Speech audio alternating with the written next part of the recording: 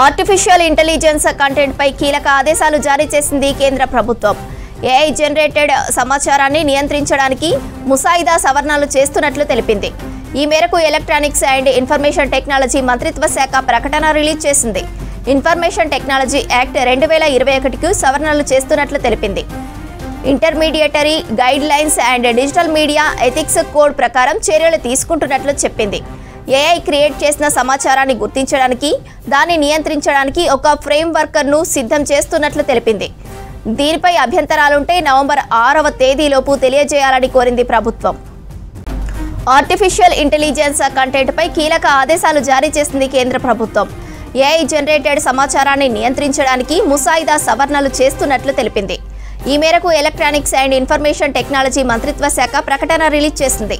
Information technology act 2021కి సవరణలు చేస్తున్నట్లు తెలిపింది. Intermediary guide lines and digital media ethics code ప్రకారం చర్యలు తీసుకుంటున్నట్లు చెప్పింది.